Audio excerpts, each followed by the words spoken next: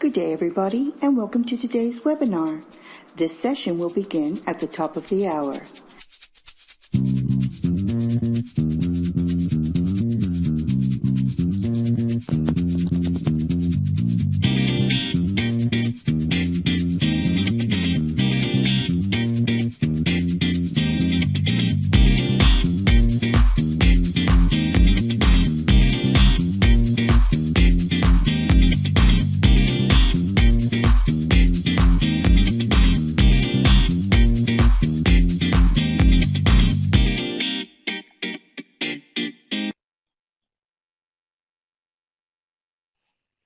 Good day, everyone. Welcome to today's webinar, Home Sweet Home, the Benefits and Challenges of Institutional Support, brought to you by ATE Central.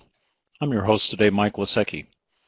It's my pleasure now to introduce today's presenters. Let me start with Rachel Bauer. Rachel, would you introduce yourself and then your colleague? Absolutely, Mike. Great to see everybody joining here. The numbers will probably continue to go up for the next few minutes. I'm here with Nancy Marin, who is our primary presenter today. Nancy, do you just want to say hi and Sure. Hi, let everyone. people hear your voice? Yeah, I'm thrilled Great. to And see then, people here.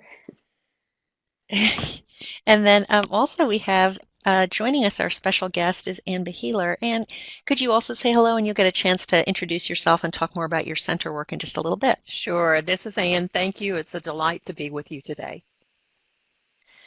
Wonderful. So before we jump into the webinar, Mike's going to go through a few of the features just for those of you who maybe aren't as familiar, how to navigate, how to add content, a little bit more information about the system we're using. Mike? Thank you, Rachel. Folks, many of you have used Adobe Connect before, but just to remind you that your primary way of interacting with the presenters is through the chat window in the upper end of your screen.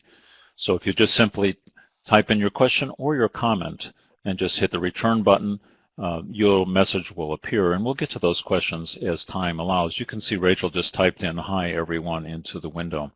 Also today we're going to be having audience polls. So when the poll comes up, you'll see your screen that has some radial buttons on them. You'll make your choice and click the radial button. It's a live poll, so you'll see the results accumulate in real time. And you can change your answer if you like during the course of the poll until we actually stop that process. We'll let you know, and then we'll review the results of each poll. And today it's really important, as you know, to help us demonstrate the impact of these webinars, particularly to our funder, the National Science Foundation. At the close of today's webinar, there'll be a survey that launches. It'll come up in a separate browser window. Please take a moment to respond to that survey and help us improve. Rachel, back to you. Great. Thank you so much, Mike. All right. So there's Ann. I neglected to pop over to your picture, Ann, just a second ago. And since you've sort of briefly met the three of us who will be presenting, we thought it would be nice to learn a little bit more about who's on the poll. And as Mike mentioned, we'll have a few of these polls as we go along throughout the webinar today. So we'd just like you to describe yourself as best you can, given our options here. Affiliated with an ATE grant, affiliated with a TAC grant. Maybe you're not currently funded but are working on a proposal, an ATE proposal, or you're welcome to put other. And if you put other, if you could just pop a little note in the chat window to let us know maybe you're an evaluator, or maybe you're just curious about ATE as a program, but you're not writing a proposal yet. So anything you'd like to share with us. Someone just said that they are both ATE and TAC, so that's interesting. We don't have that as an option. Looks like somebody else is typing an answer, but not surprisingly. Yeah, interesting, right? Yeah, a good percentage of our folks come from ATE, but a lot of folks are also writing a grant, and several people from TAC too. So, there's an evaluator. An evaluator who evaluates both AT and TAC. Oh, so a bunch of people are from both. So that's nice to see. So a lot of bridge between the two programs, not surprisingly, with this community. Okay. All right, so we just cleared that poll. So most of you are really familiar, it sounds like, with ATE, but we always like to just remind everybody that ATE stands for Advanced Technological Education. It is, of course, an NSF funding stream. And there usually between 250 and 300 projects and centers funded under ATE in any given year across the U.S. with a focus on technician education and professional development. And it's NSF's only program that's really based in community colleges, so that's always an interesting part of the ATE program too. But it's always really important to remember that, beyond the fact that it's a funding stream, it's really a community. And it's a community that provides a lot of cross-cutting support for the community members. AT Central, the grant that I'm principal investigator on, and we're based at the University of Wisconsin-Madison, really hopes to try to support the work of the AT community and amplify the impact of what AT as a program is doing. We provide an information hub and portal, a large resource collection, lots of information about the projects and centers themselves, and a suite of tools and services that support the work of grantees. We do all of that by asking the community what areas they'd like support in, and one of the ones that comes up over and over is sustainability. Obviously, for many of us, this is a topic that's near and dear to all our hearts, particularly those of us who are interested in extending the work that we're doing, scaling it, sustaining it. We've done several needs surveys over the years, and as a result of that, we worked with Nancy Marin to come up with this series of workshops and webinars focused on sustainability. So I'm going to turn things over to Nancy, who's going to explain a little bit to you about her background and then get us into the meat and potatoes of the webinar today. Nancy? Well, thanks, Rachel. And hello, everybody. I'm so glad to be here with you today. Some of you may have been at some of the other events Rachel and I have done together. We have, for the last couple of years, done this series of webinars in the springtime, or early spring, and also in-person workshops we've done at High Tech and at the PI meeting. And so I'm glad that you're here now, and hopefully we'll get a chance to see you in other contexts as well. But a few years ago, we joined with Rachel and ATE Central when I was part of an organization called Ithaca, which is a not-for-profit that supports higher education through interesting, innovative technologies. You may have heard of JSTOR, which is a big archive of digital content, journal articles, but now also lots of other things like books and primary sources. You may have heard of Portico. It's a little bit more specialized. It's a repository, a dark archive. And then there's Ithaca SNR, which is the group I was with, and we did research and consulting and lots of business strategy for projects much like yours. And so it was with this group that we got a chance to work on thinking about the key tenets of sustainability and business planning and figuring out how basic ideas and business strategy could be really, really helpful to initiatives in higher education as well. So right now, just to let you know, I'm no longer with SNR, but I'm actually with my own little consultancy, working on very much the same questions having to do with business strategy and support for innovative new initiatives. Because actually, the things we're going to talk about today are important across lots and lots of different contexts. So today's webinar is part of this series of 3. This year, we gave it a theme of think like an entrepreneur.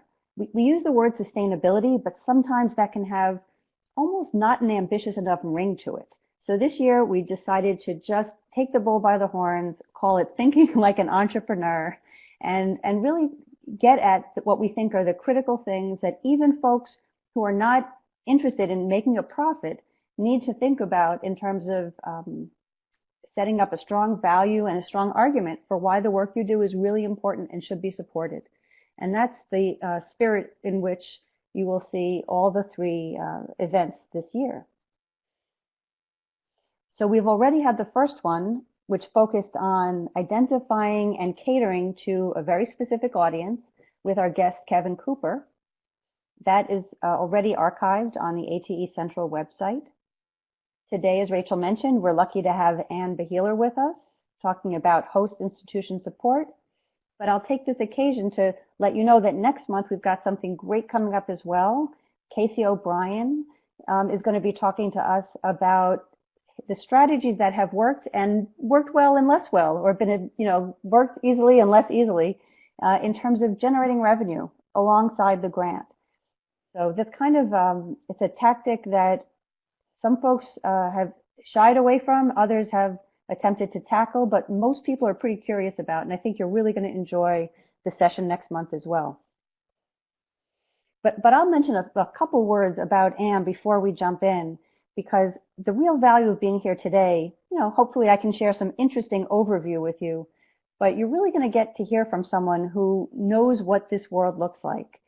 Because Anne is not only the principal investigator of a major center, the National Convergence Technology Center, and she's dealt with all kinds of grants, large and larger, but she also has experience as an administrator herself. So when we're talking about ideas for approaching administration at your campus, about baking in support for your work, you actually have someone who's going to be able to share what it looks like from both sides of the table. So the goals of today's webinar.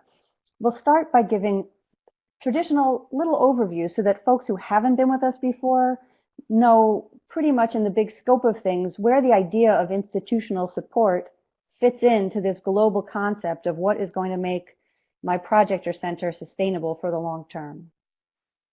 We'll give some examples of how this can work and how important it can be. And then we'll turn things over and we'll let Anne tell us a bit from her perspective about what's worked for her and things you might want to try for yourself. So hopefully that's enticing enough. We'll start with another poll question before we jump into the topic. So Rachel? Sure. Okay, so we really want to know to what extent your host institution supports the work of your project or center.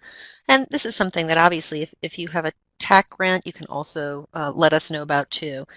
So we'll say your TAC grant work, your project or center work, any grant supported work that you have at the moment. So, have they been great, very supportive, their help's been invaluable, they help a little bit, but, we wish it were more. They may not even know you're there. It may be you don't have a deep relationship, or in fact, some of the big challenges that you have may be related to your host institution or other. And again, if you click that other and you want to share something, again, feel free to put that into the chat window. So, wow, it's interesting, Nancy, that some of our greatest challenges are related to the host. We're getting responses, but we're not getting, they might not know we're here. Yeah, I'm actually not too surprised by that. That's often the case. And obviously we would not want anyone to need to choose that, but I had to just sadly had to include it because we have heard people say in the past, we actually had a really kind of juicy conversation one year where the question was, is it better to wave your hands wildly and get their attention or to fly under the radar? And there were plenty of people who thought under the radar was a better way to go. Yeah. So I thought we'd give somebody yeah, somebody actually just typed into the chat window that they help, but they're also a challenge. So, that can be the case too, that depending on your administration, some folks may be huge cheerleaders, some people may be undermining work or being difficult to work with. So, okay, well, that was really helpful, really interesting answers. Thanks, Mike. You can close that, I think. This is the kind of thing where it's always a little it's just always a little frustrating to be in this format because really, we'd love to hear your thoughts on what those challenges are. So when we get to do this in person, we can dive a little deeper there. So, where does the host institution idea fit into this big sustainability concept? I'll just start by kind of bringing us back for those who have been in these webinars before, to this general notion of sustainability as not a one-shot deal, not a grant that you get once and lasts for a decade, and not necessarily like an answer that you develop one year and never change. But it's the idea of a growing and a living logic for how your project or center delivers value to the people it was intended to deliver value to. And that can be students, it can be faculty, it can be local industry, it can certainly be your host institution. But it's a notion of a back and forth between your work and these folks in these different sectors, and a logic for how that value is going to continue. What are you going to need from them, and what are they going to need for you, and what can you do to make sure that cycle continues going over a long amount of time?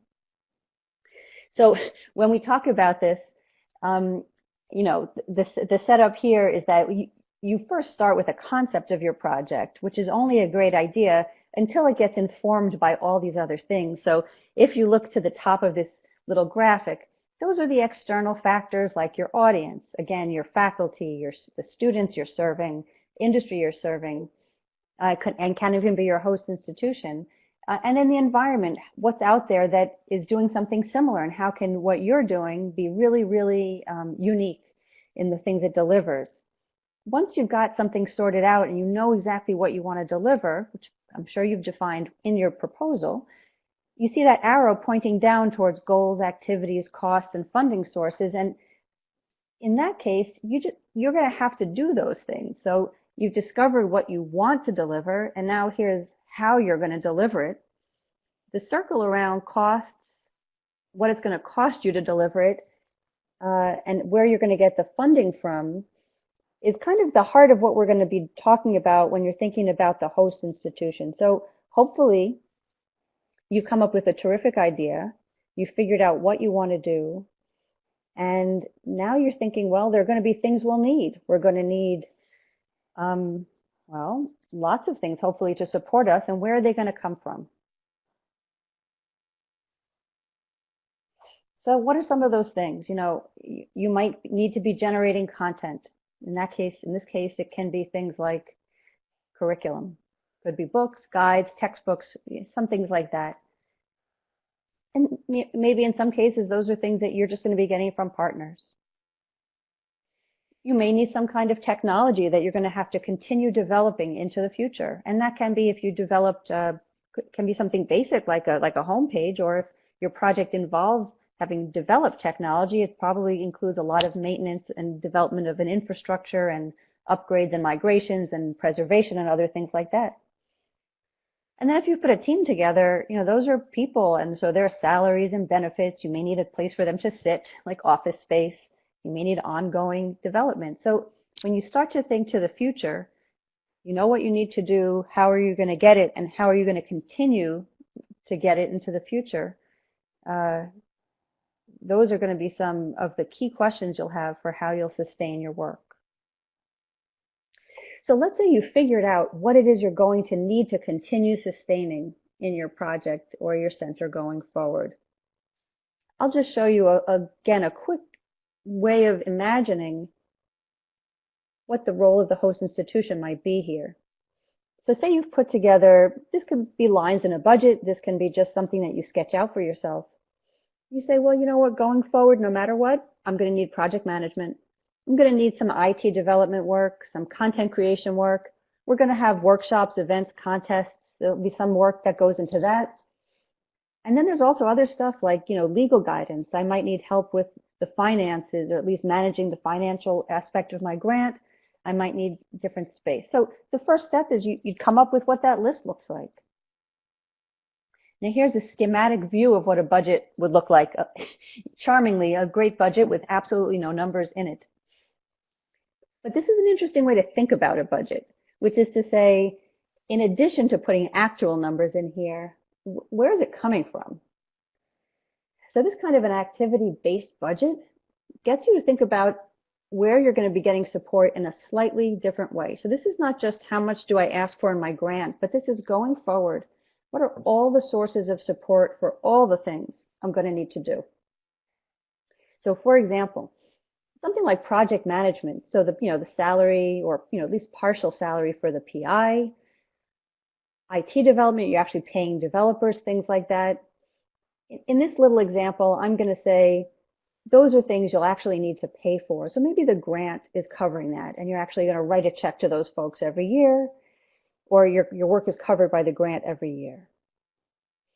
There might be other things like content creation, for example, event planning, and outreach and promotion that your partners are going to be doing. These can be people who volunteer from within academia. They can be partners from industry, whatever they are, but they may be just offering to do it, for their own experience or for other reasons. But you may not have to pay for that exactly, but you do have to think about how to encourage them to continue volunteering. But this last category is interesting. So there's a lot of in-kind support that may be coming from your host. And the things we've heard of often can be legal, financial support, space. So one way to think about your sustainability pie, which I sometimes think about it as, if you're kind of thinking about 100% of all the types of support you're going to need, it's not just a financial question. It involves at least these three different big buckets of support to consider. One is the actual money that you'll have to pay. Another is a strategy to encourage all that great free. If you could see me, you'd see I'm using air quotes around the word free, free support.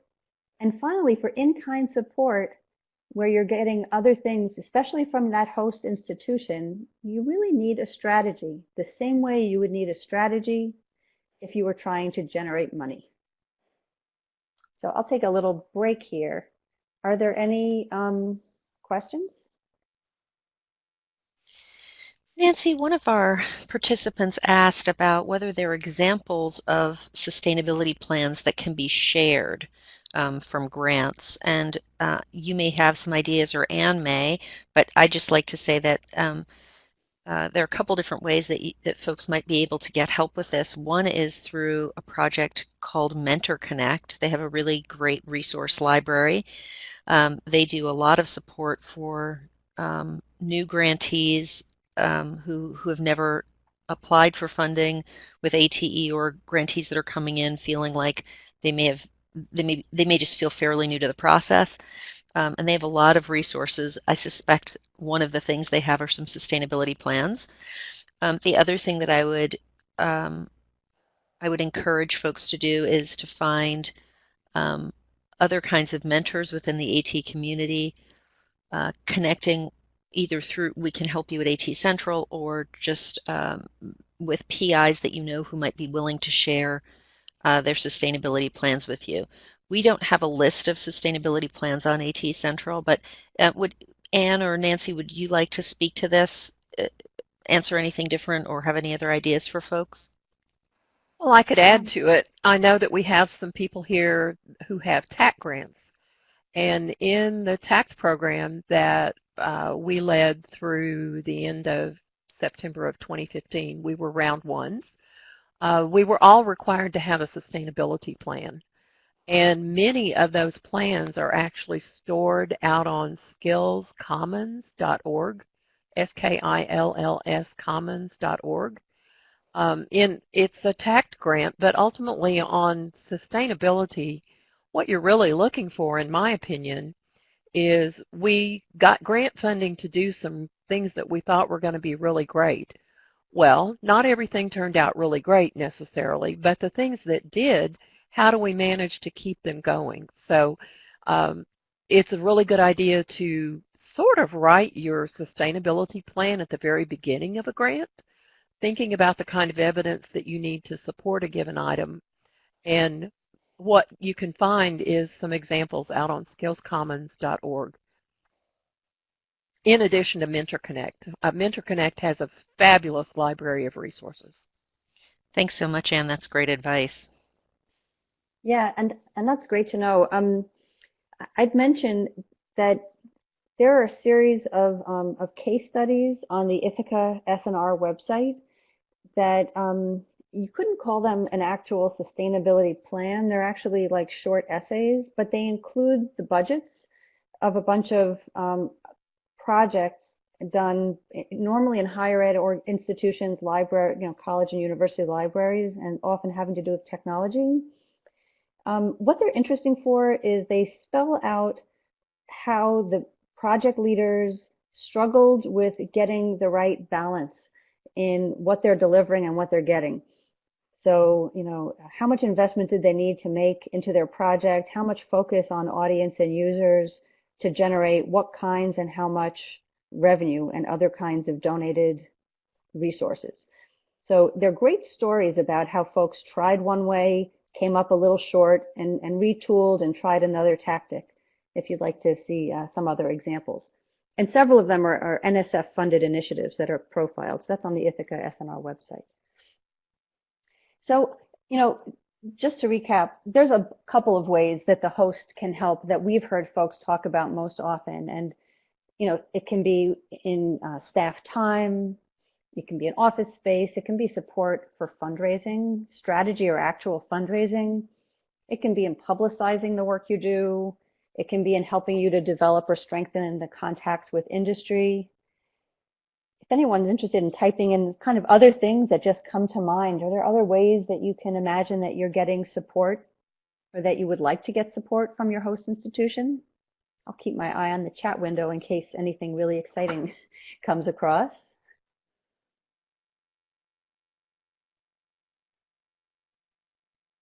I see a couple folks are typing. Yeah, travel, like a travel budget to get out to important conferences, for example. Yeah, data and statistics on student achievement. I mean, there's also all sorts of things that have to do with, direct kind of data and research that you'll need to get from your institution. It's a great point. And Rachel, tell me a little bit more about industry tours. Oh, I just know some projects and centers that, that they do, they take students on industry tours. They do things that connect them with industry, and sometimes host institutions will eventually be happy to pay for those things since they see how much it contributes to the relationship with industry and the mission. Yeah, and so, these also, I guess, folks here know quite well that these are great extras to get, and they're also great extras to brag about because it shows the funder, in addition to everything else, that their grant has a bigger footprint even than just the amount that they've given you. So we have a next polling question for everyone. Rachel? Yeah, so we really want to understand what your challenges are in seeking this support from your host institution. And we've put a few up here, just building that strong case. Maybe it's finding time to meet with the folks on your campus and explain what your project or center or other grant is doing and why it fits with the mission. Maybe you just sort of feel like your administration really isn't supportive or interested. But then again, with that other, okay, so people are already putting things, institutional budget constraints. Yeah, there's one. So a bunch of other people. Budget, yeah, budget seems to be consistent here, Nancy, not surprisingly.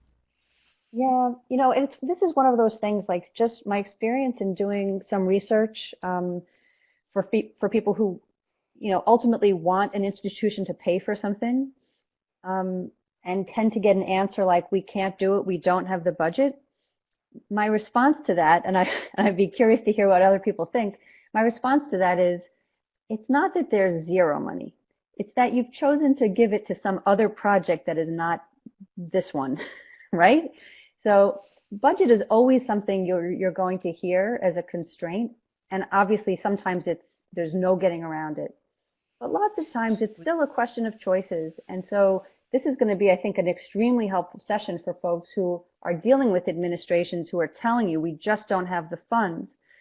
Because part of the challenge is making sure that when you make your appeal is so powerful that it floats to the top of that list. It sounds like, I think Anne will be talking about that a lot too, and she's a great one to talk with us about it, obviously, since she's been sort of on both sides of the table. A couple of people have also put in declining enrollment, not enough staff to help, and then again, finding time to meet with the decision makers and convincing them of the worthiness, just as you were saying, Nancy, helping them see why it's critical that your work be supported.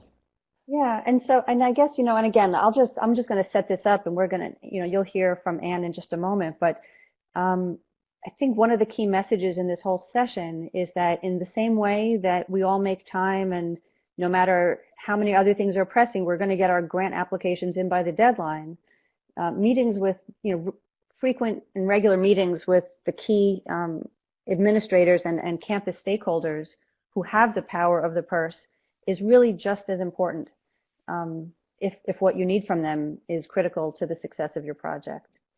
So it's easy not to think of it that way because there's not a fixed deadline, there's not a fixed agenda for meetings like that. But I think when you hear from Anne, you'll become a true believer if you are not already. So let's talk a little bit about just, again, the general framing for, what that exchange is going to be about and why it's so important. So when we think about stakeholders, in fact, last month we talked about stakeholders who are actually your core audience. For example, industry partners, if your goal is developing students who can become wonderful employees. But for today, we're going to work under the assumption that one of your key, if not your most important key stakeholder, may be your own institution. For all those reasons we just mentioned, they may have the power to be tremendously supportive, and we should, treat them with that same degree of the same kind of approach we would to an industry partner or to our funder. So we also talked, I think we've used this graphic before, but I'm bringing it up again so that folks can see when we think about partners and different kinds of stakeholders, we put hosts on the list. In the same way, again, that you'd negotiate terms with a corporate partner outside of your campus, you may want to problematize this and strategize this, even if you think this is someone who, in theory, ought to be very supportive. So the benefit of having your host as one of your key supporters is obviously the tremendous wealth of resources they can unlock for you. But in exchange, our job as those who are seeking that support is to really be able to express clearly the value of what it is we're doing, not in the abstract, but specifically in relationship to how it contributes to the mission of the institution, or even the person or the department at the institution from whom we're seeking the support. Which, brings us right back around to this value proposition again. So it's not even the theme of the day, but yet it still keeps coming up over and over again. So what exactly is a value proposition? We're not going to do a huge unit on this, but I'll just bring back, those of you who have come to our workshops, we do a little exercise where we literally create almost a Mad Libs-like way of thinking about what a value proposition does. It's just really a way of articulating the value of what you do to a key audience segment. And so this Mad Libs version goes, my project or center helps, what audience to do what and in what way. So here's how that can look played out. For example, my project or center helps my institution define jobs for students by training them well and placing them with our local industry partners. Right? So that's one way you could phrase it. And again, we're not going to wordsmith too much here, but the takeaway here is that when you think about your value, we're not talking about my project is wonderful because we've done a great job executing it, but it's how it's wonderful for you, how it's going to allow the person you're addressing to achieve their goals. So who is it that we're addressing this to, right? You might have one value proposition, or you might have a bunch of value propositions. So, and Anne is going to be able to speak to us about this a bit too. She actually has pointed out that, even talking about the value to your host institution, that host institution is kind of a monolithic, and actually an institution is not a person. You're going to have a meeting with a person. Who's that person going to be, and what does that person care about? So you might find that you're actually teasing out not one value to your host, but a couple of sub values to the different key stakeholders all on your campus. So for example, what does that look like? Maybe if you're talking to the president, you're talking about, or how what you're doing may help the institution to gain recognition on the national stage. If you're talking to a dean, maybe it's really strictly about how this offers students terrific placements. If it's the budget office, it may be how you're going to do this for very little money, for example. But you may find that your appeal to the host is actually an appeal to lots of individuals who are going to have to make individual decisions. about whether and what they can offer you. So I'll take a break here. I see some typing. Are there questions before we move on? All right, well, jump in when there are.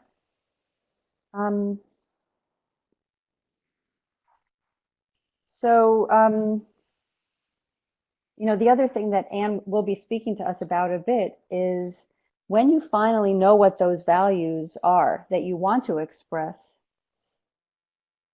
it's literally making a pitch, and it's making a pitch in a way that to some may feel a little bit too hardcore and a little bit too salesman-like, but is going to end up being the most successful way to do that. So you're going to think about what those key value points are for each of the audiences. You're going to think about how your work advances their agenda.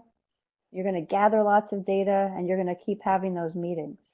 So this is just to give you an idea in general how this works. And now here's the fun part.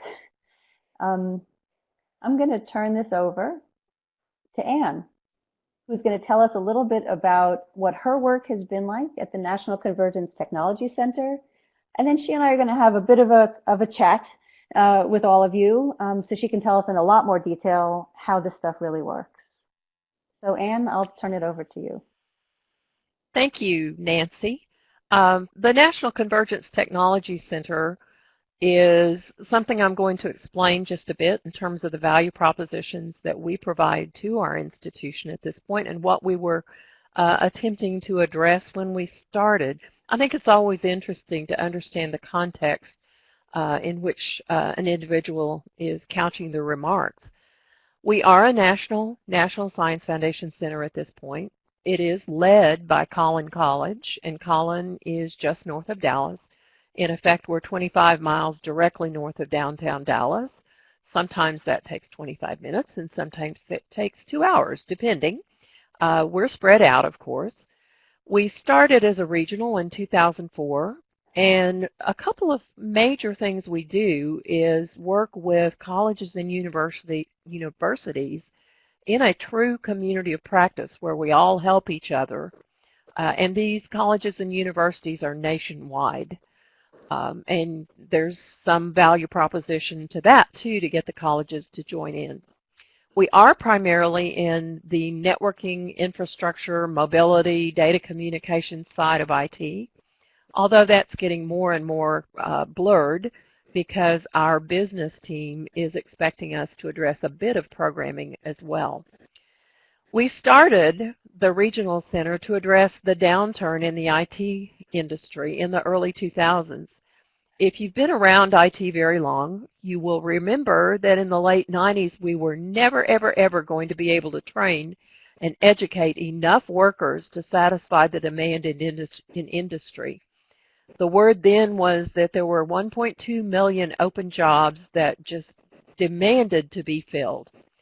And then a few things happened. We had the 9/11 crisis, tragedy, and then shortly thereafter the dot-com industry fell apart. Well, coincident with that time frame, I was returning from one of my forays into corporate America to the college, and I was hired to grow IT enrollments. Well, that would have been very, very difficult when 70 to 100,000 people were being laid off in IT-related industries in our area. So not being willing to realize or accept that all IT was going to be offshored or fall apart, I relied on kind of my mix of background with corporate America and cold called. I know that probably causes ice water to run in some people's veins, but hey, necessity is the mother of invention in this case. I cold called on probably about 20 major businesses in the DFW area to get their cooperation in figuring out the next big thing that would happen in IT. And this was at a time when they were laying off. In a way, it made it easier to ask because I wasn't asking them for money. And in a way, it was a little bit harder to ask because it's a really tough time when any industry is laying people off. However, that was the beginning of our business and industry leadership team model, which allows and requests the businesses in a region or nationally at this point to co-lead our work. And the business and industry leadership team model and the work of the National Science Foundation Regional Center were the basis for our going after a funded $20 million DOL TAC grant in round one. Next slide. Our major goals have been basically the same all along, but what is underneath those goals in terms of the actual activities has changed greatly because ours is an industry that changes rapidly. Some say that 20 to 40% of the curriculum in IT needs to be changed every single year in order to keep up. Right now, we're working on program improvement to meet workforce needs. We're incorporating all the great new topics that need to be added into IT curriculum. And there's a second piece there. We're also equipping faculty to train students. What I learned very early on was that we could put the content into curriculum, but if we didn't educate the faculty so that they knew how to teach that brand new content, then it didn't go very far. So over time, what has been under there as the specific content and what has been taught in our training institutes has differed from year to year and will continue to change.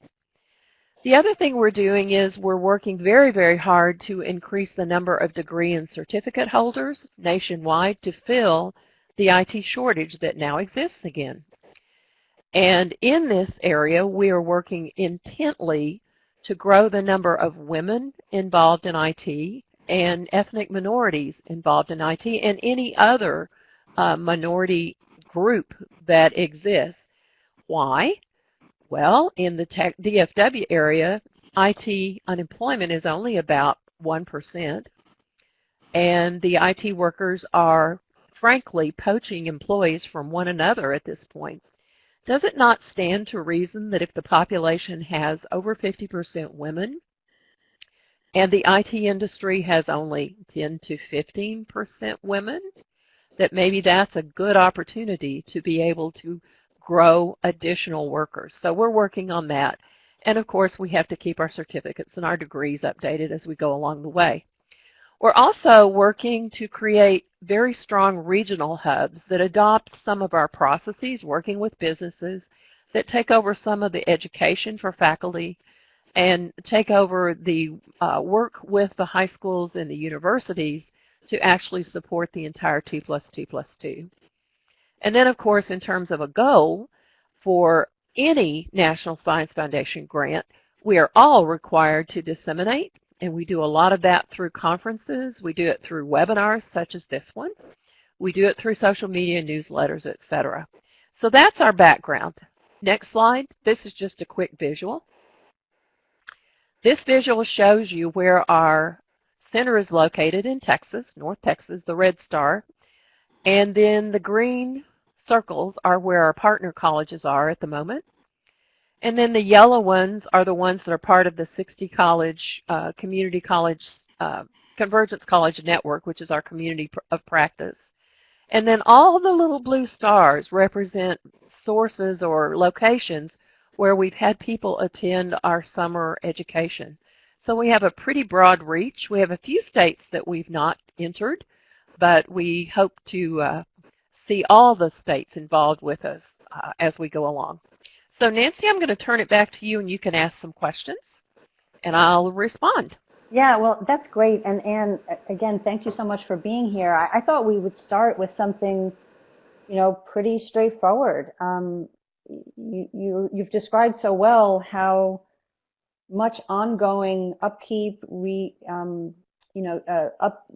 upkeep and updating and additional thinking has to keep going into this work to keep it relevant. Can you give us a sense about what kind of institutional support you get from your host institution?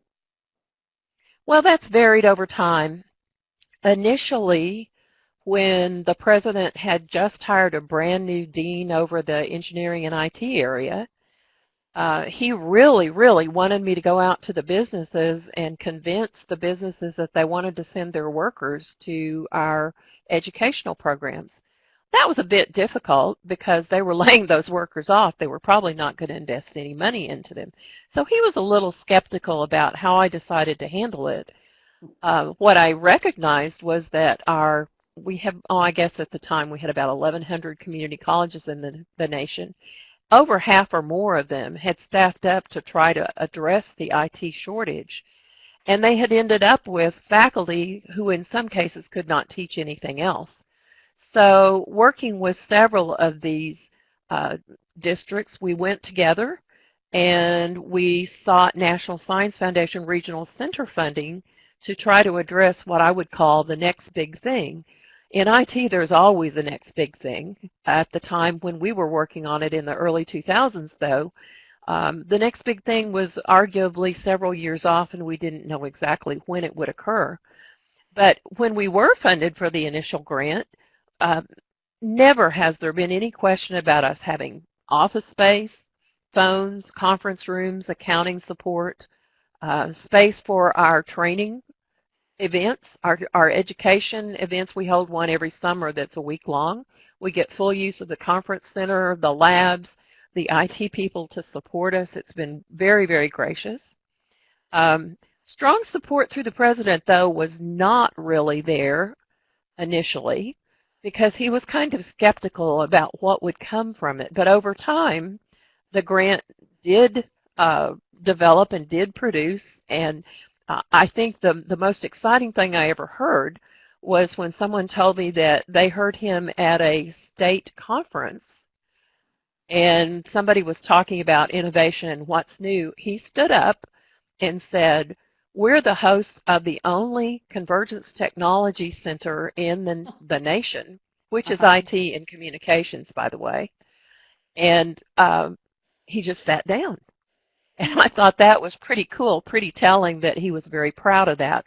Now, that's something that is very, very important. Remember that your president wants things that he can feature when he or she, when talking to the board, when talking to the community, when talking to others in the nation.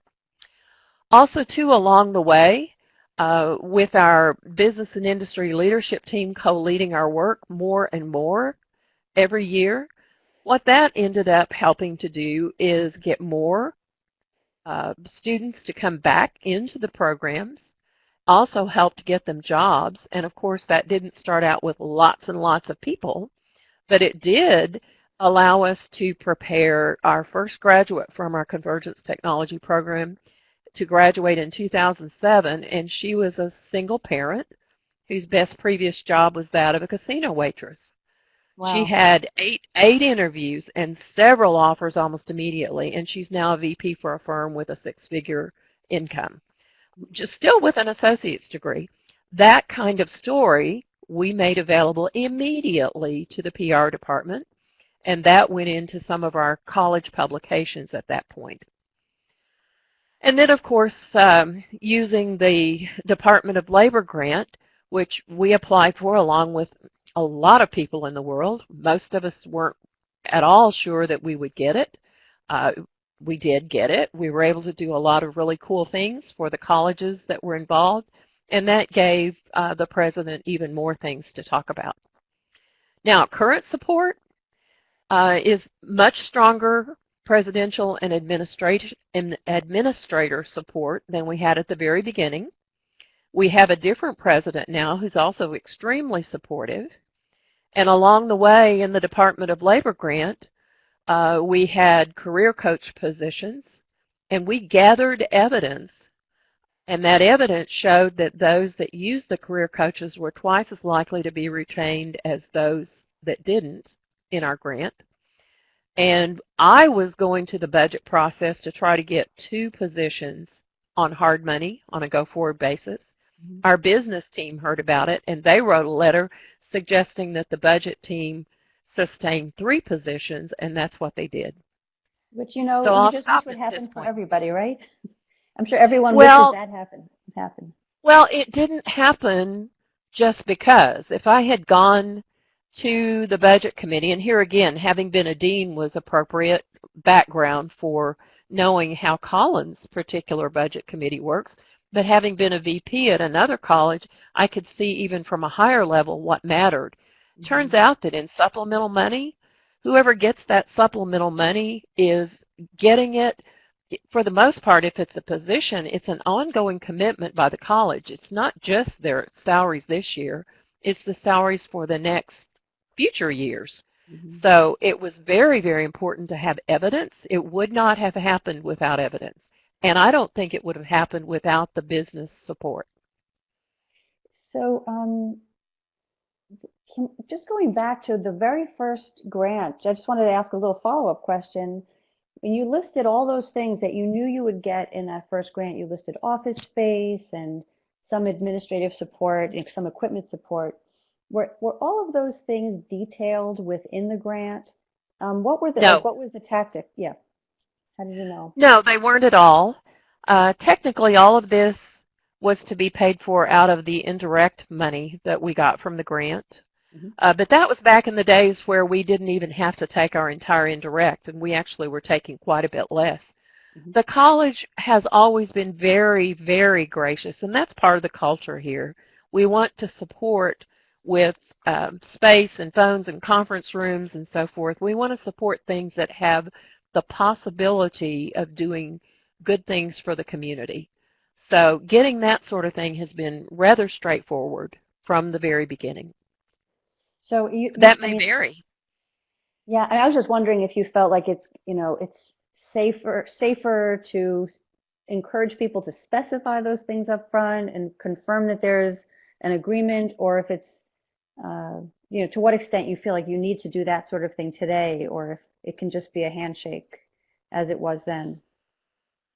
Well, I think that depends on the college culture. Mm-hmm. What does the institution value? What does the board value? Sometimes some people don't go to the board meetings and don't know what the board values. Right. That's actually very relevant to those people writing grants.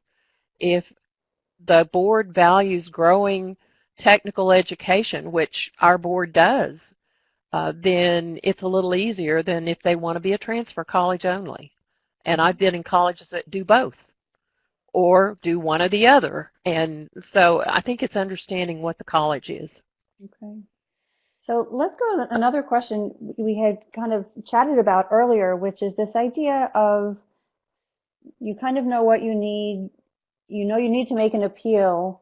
What does it look like? You're the one who mentioned to me kind of the proximity of making this appeal and the term sales. Can you tell us a little bit about what it looks like to make that appeal and why you felt that it was so close to a topic that doesn't necessarily feel like a close cousin for academic grants? I would offer that all of us have to sell daily. If nothing else, we're selling our ideas. And when it gets down to it, we're selling our ideas within our institutions. I went into theoretical math and computer science, so I did not have to sell and did not have to be terribly social. Well, that was over 30 years ago. What can I say? Sales was the furthest from my mind. I certainly never had a course in selling.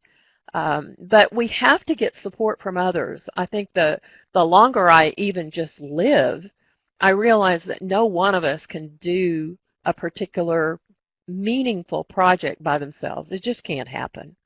Not everybody does see the world like I see it, and we have done DISC analysis or Myers-Briggs with people to get them to understand what the other person thinks, how they think, how is the best way to sell ideas.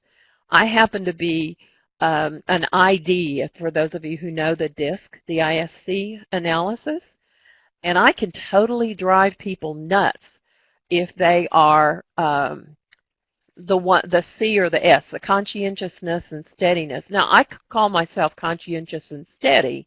However, I'm not the person who is going to get all excited about balancing a spreadsheet where somebody else is. So it's important when you're trying to sell your ideas to be able to identify how the person that needs to help support you thinks. And there are ways to do it. If you've never done the DISC analysis, I suggest that you do that. Do not, though, expect deans and vice presidents and presidents to just automatically think that whatever you're doing is a good thing. You have to have evidence. To add a position, as I said before, is a commitment of money on an ongoing basis. And the evidence has to support something that's in the strategic plan, such as we have a goal of increasing 2+2+2 attainment, high school all the way through four-year college, getting people good jobs, helping the community in that manner. So that fits perfectly with our mission. But on the other side, if I wanted to just say, well, the faculty like it better when they teach a course in, I don't know, whatever, XYZ, that's not going to carry a whole lot of money, carry a whole lot of weight in getting money at a budget committee meeting. Now that we're a national grant and we focus on more than just Collin, we have 60 colleges we're working with, and sometimes that has brought up some issues, not a lot, because our entity does not focus just on the host college. We have to sell the benefits of doing the broader work to the dean, the budget committee, the president. A lot of that is recognition for the college. A lot of it, though, and don't discount this, is by sharing the business processes and by sharing the curriculum development, the college gets to create new curriculum at a much reduced cost by providing education and training for faculty. Instead of the college having to pay outside of the college for that, they can send them to the summer institutes. And then so the Collin curriculum stays up to date along with the rest. And again, when you make an appeal for support, you have to have evidence in, I will call it, a currency that matters to those that you're talking with. Yeah, that is such a great point. Are there any kind of common denominators, even though there are going to be certain things that are going to be specific to your project? Are there certain kinds of common denominators that you always want to be able to talk about? Well, I think deans and VPs and presidents and business managers have a responsibility for running the business that is the college. And I know that that may not be terribly popular with some to look at the college as a business, but if we don't keep it in business, yes, it's nonprofit, but we still have to pay our bills. If we don't keep it in business, then we won't be able to continue doing our work. So I think it's very important, if you can possibly come up with a way to suggest to the budget committee that I want to keep 3 career coaches, and if I keep three career coaches, I project we're going to increase retention by X and maybe increase completion by Y, and that you can even get some help and translate that over to dollars and cents. I mean, it goes without saying that it's easier to keep a student than it is to get a new one. And if you can't keep them, you can't get them to graduate. And in many states right now, ours included, at least a portion of our funding process is dependent on our completers. So that's very, very important. You should have an administrator sponsor your ask at the budget committee hearings. Don't try to go it alone. It's possible to fill out all the paperwork and say, okay, here's what I want, here's why I want it, and kick it over to the budget committee for them to review in a totally objective manner. That's okay, but it's much, much better to have someone who sits on that budget, in that budget meeting, who understands and believes in what you're doing and who can represent it to the rest. Do not just send paperwork. Similarly, though, that paperwork needs to be very concise. The people that we're working with, the deans, the VPs, the presidents, they don't have all the time in the world. So when we talk about elevator speeches or value proposition speeches, they need to be 2 or 3 or 4 sentences, and then 2 or 3 or 4 sentences about what the evidence is that you can provide. Needs to be compelling evidence, and then I think you have a pretty good chance to get some funded. I understand we have budget issues. I get it. But if you can provide the possibility of more budget coming in to pay for the budget that you're trying to use, I think your chances are still pretty decent. So I just wanted to ask if you could make other recommendations for folks about how to become as knowledgeable as possible about what those priorities are. I mean, one thing that comes to mind is, well, if there's, a strategic plan, you should know exactly what's on there. But what are some other things that you just do in the process of thinking about how to turn these people into advocates to make sure that you're well in tune with what they care about? Well, there's several different things, and it's not just one thing. I will say again, it's good to go to board meetings. I know sometimes they can be very long, and sometimes part of what you're there for is maybe buried and occurring 2 hours into a 4-hour meeting. But it's nice to hear what the trustees want, because the trustees are going to influence what the president wants, who's going to influence what the executive vice president wants, and so on and so forth. So it's very, very important to know how that board works, how they think, what they value. And then it's very important, again, to align with the strategic plan. And almost every college has the strategic plan listed on the website. However, I would suggest that you print off the strategic plan, that you read everything there is about it, and then go to your boss and then ask to go to the boss's boss, depending on how far up you have to go to eventually get to a dean or a VP, to talk about it. What's the time frame? Usually time frames are in strategic plans, but I know that our college is about to break ground, not quite to breaking ground, but we're designing significant number of new buildings to support technical education. That's very important to know. What we're doing is even more in line with what the board and the president wants than it was. But again, do not discount that numbers talk, that the college is a business, and it's very, very important to make sure that what you're asking for will in some way support the strategic plan and possibly increase enrollment, retention, completion, placement. All of those things are good things that you can quantify. So you've mentioned in a couple of different places the things that to me I would put under the category of just relationship building. Oh, exactly. How do you prioritize that? I think some comments earlier have suggested that it's hard for people to find time to do that. I wonder if you have suggestions about how often you should be meeting with people, what the best settings and kinds of meetings to have would be for this to be constructive, in addition to just showing up at a meeting of the trustees. How do you get those relationships to be strong? Their relationships are built over time. They're not going to happen, in my opinion, they're not going to happen in a month or two. So I would always work with my boss. Part of that may be a carryover from being in corporate America, where the boss basically held all the keys to my future. I'd work with the boss fairly frequently. I'd meet with them, understand what they want, talk about what I think I want. And oh, by the way, that's not necessarily money. It may be that we want to put in a whole new program and we want the college to adopt it as a certificate and degree program, take it to the state, put it through curriculum committee, all that sort of thing. Yes, it's money to get all of that done, but it's not asking for a line on the budget to get that sort of thing done. Working integrally with your boss is very, very important, and then actually, with permission from your boss, working with your boss's boss.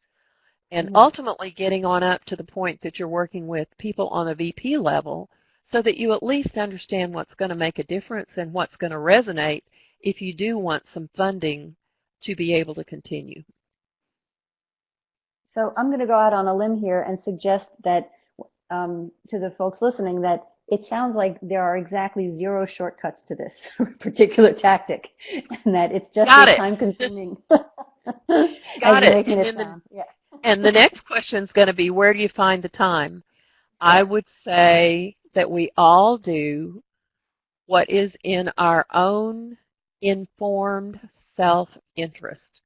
I'll say that again. I think we all do what is in our own informed self-interest. And I'll even carry that to your business relationships. The businesses will work with you.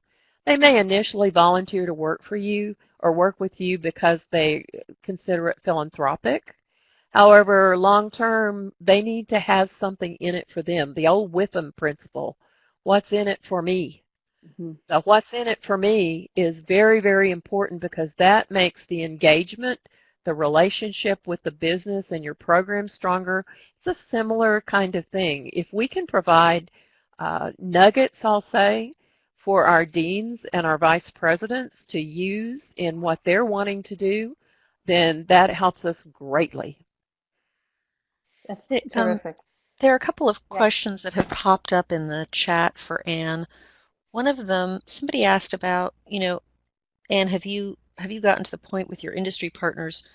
And I think this, while it's not part of working with your home institution necessarily, they're just curious if you're actually getting financial support from industry. And someone also asked, in sort of an aside, if you offer workshops on the Internet of Things and cloud architecture personally. So there are a couple of questions that have sort of come up from folks that aren't necessarily straight on topic, but I wanted to raise them just because they came up in the chat window.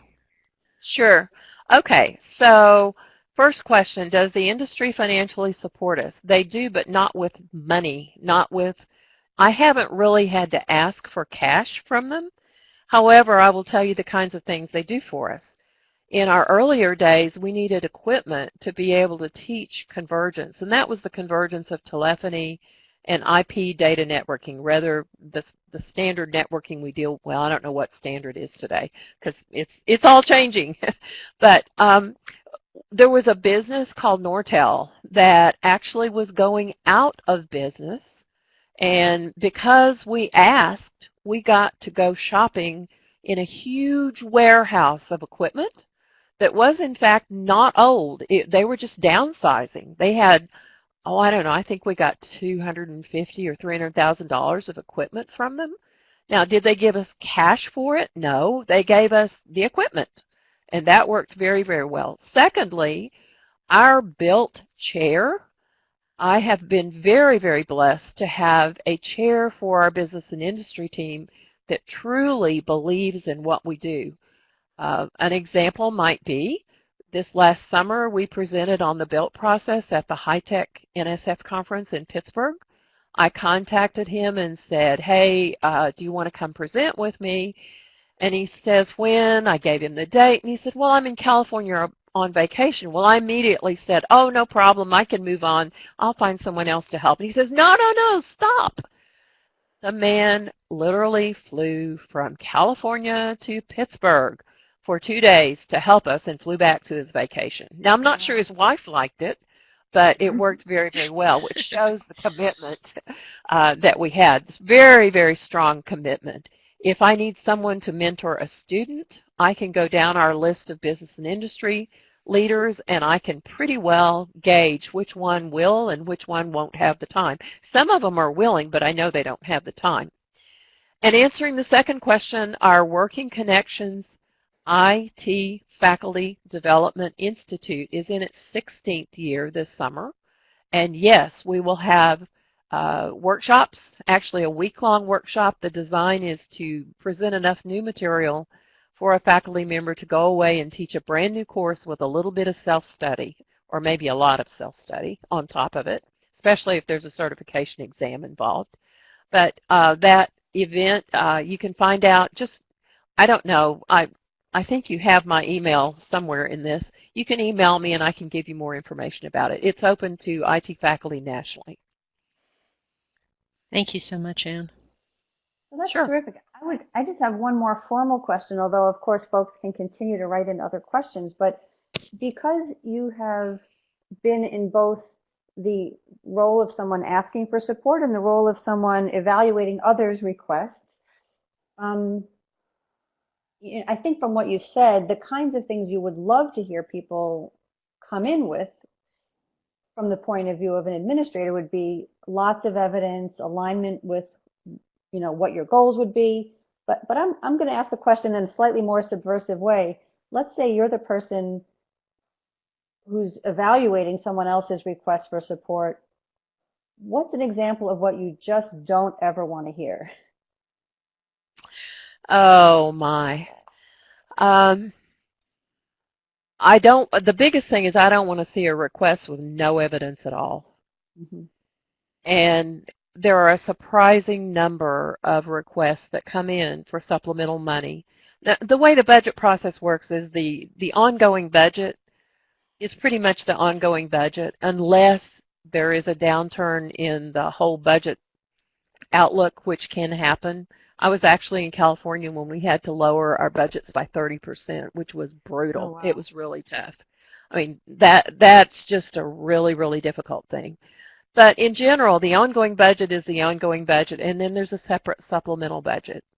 A supplemental request that asks to buy a piece of equipment that just has maintenance attached to it but no other expense on an ongoing basis, there still needs to be evidence for it, but it's not going to be a real difficult approval process if there's money, because it's a one-time thing, more or less. But adding positions is not a one-time thing. It's an ongoing thing, because next year those supplemental positions become part of the regular operating budget, which makes that operating budget bigger. So if one goes to replace or funding for the staff that were supported by a grant, I would definitely not go without all the evidence I could come up with to support continuing those positions. Now, let me be honest. We ran out of time to get more evidence to support these positions. I was planning on getting a whole lot more data because we had kept the data to know who completed and if the completers were more likely those that worked with career coaches or not. We just didn't get that far. But it turns out that it did resonate with the administrators, that we were able to improve retention, actually double. The ones that used career coaches were twice as likely to be retained from fall to spring as those who didn't. And that was enough. I actually was surprised that that was enough, but in our case it was. And I think you mentioned that what actually, made this an even more powerful ask was that it wasn't just you and your project. It was this chorus of support from industry saying, Right. really, really, this is working. This is a good thing. Yeah, definitely. Now, that means that you have to keep industry informed. If you don't keep industry informed as to what you're doing, then that's a problem. That's, again, back to our BUILT process. The Business and Industry Leadership Team process has one face-to-face meeting a year, and actually sometimes some participate in that synchronously via WebEx. And then 3 other meetings a year, hour and a half in length via WebEx. And at each of those meetings, we both ask what they want and tell them what we've done to get their feedback. So they truly are co-leaders of our work. They're not just rubber stamp individuals that come in and approve what we want. They truly are co-leaders, and I have to tell you, sometimes I come in with absolutely stretch goals for us that make it really difficult to think about. We're not required to necessarily do everything they want, but we are required by our process to give them feedback why we can't. And if we can't, sometimes they can help us with that too. If it's equipment, if we can't buy the equipment that's needed, then they can sometimes work with us and help solve that kind of problem. If we don't have enough faculty, they can help us lobby the budget process to get another faculty member, etc. So, I mean, this is great, and I wanted to thank you again for doing such a terrific job of really illustrating that a project or a center is, run by its own team, but it really only becomes sustainable by all of these really kind of deep and interwoven relationships that continue True. that kind of process. So, You're welcome. Yeah, thank you so much, Anne. This has been wonderful. I'm just going to wrap things up with a couple of pretty straightforward thoughts, a kind of a synopsis of what you've heard Anne talking about up until now. The first is just a friendly reminder that any request has to really come with a very specific request and a lot of evidence behind it, and ideally the evidence not just from you and the other true believers in your longtime core group, but also from others who have directly benefited. And that evidence gathering and that thinking about it is worth all the time you give to it. And then the single, I felt, deepest thing that we were hearing Anne talk about has to do with figuring out what this common ground is, what this value proposition is for each of those groups, individuals at your host institution that are in a position to help. Fundamentally, I'm sure they'd like to help, but it's really up to us to figure out how they can help and how it's in their interest to help. So I'd recommend these three general sets of activities. The first is research, in whatever form you can handle that. So first is looking up the strategic plan if you haven't already, any documentation or minutes of meetings. It may involve actually being in some of those meetings so that you're as attuned as you can possibly be to where things are heading and what's going to be helpful to the different people you'll be meeting with. The next is really pinpointing what that value is. I wrote down value statement, value proposition. It can be whatever you like to call it, but the logic is the same. How is what I'm doing, or a piece of what I'm doing, going to deliver something extremely valuable and make it in their interest to support me? And, Anne, I thought your example was really, you gave many, many examples of how this can work. Everything from we're delivering on the mission of the institution to get people good jobs, to it gives my president something to brag about when when they're in a very important high-level meeting. So it can be at any level, so long as it's something that's useful to the stakeholder that you're appealing to. And the final is, to keep an eye on what those relationships are, how to continue them. It means staying in touch in a fairly regular way with the individuals, because as Anne mentioned, they're not always the same people from year to year. So that piece is likely to change and need just as much kind of care and feeding as everything else. So, so with that, we're going to wrap up. But before we do, I'd like to just remind people to stay on the line as I make some final remarks. We're going to ask you to do a survey in a minute, but first, I'll just remind folks that we have our third event coming up, which will be at the end of March, March 28th. It will be targeting the question of revenue generation and the benefits and the pitfalls and the struggles and the heartbreak with a terrific speaker, Casey O'Brien from CyberWatch. So also a super interesting area that he's working in. He'll be able to talk to us about that next month. So I think we can, Mike, you can go ahead and open the survey for us so that folks can start filling that out while we're just chatting here. That should open, if you don't see it open on your screen right away, sometimes it opens in a second window, so it may have switched over to a second browser window if you don't spot it. Mine came up just now, so hopefully everybody's did too, and if it didn't, it should be there in just a second. Yeah, so we encourage you all. Folks to, yeah. Oh, sorry, go ahead, Nancy. Well, I was just going to say, please everyone fill this out, because we really do need to get your feedback on what you will find most helpful. And certainly if this particular survey doesn't give you enough space to say what's on your mind, please be in touch with me or Rachel to let us know what you could use some help with, because that's what we're here for. And I would also say that Anne is one of the great mentors in the AT community. So if you have questions, I hate to fill up your inbox more, Anne, because I suspect there's no issue with you having lots of email to look at, but I know how open you are to answering questions. So I am, and I am very dedicated to helping. She's one of the great mentors in ATE and in TAC too. So. All right, well, hopefully everybody's gotten a chance to fill out the survey. We really, really appreciate everybody being on, and I think we're moving towards wrapping up.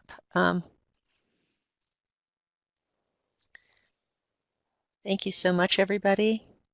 And Anne, thank you again for being with us. Thank you. Just such a wonderful bunch of insights to share with everybody. We're all grateful you could be here today. Always happy to help.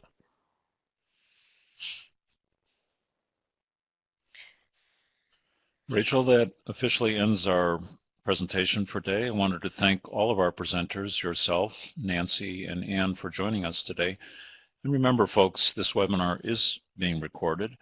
You'll get an automatic notification of that link to the recording and the slides from today.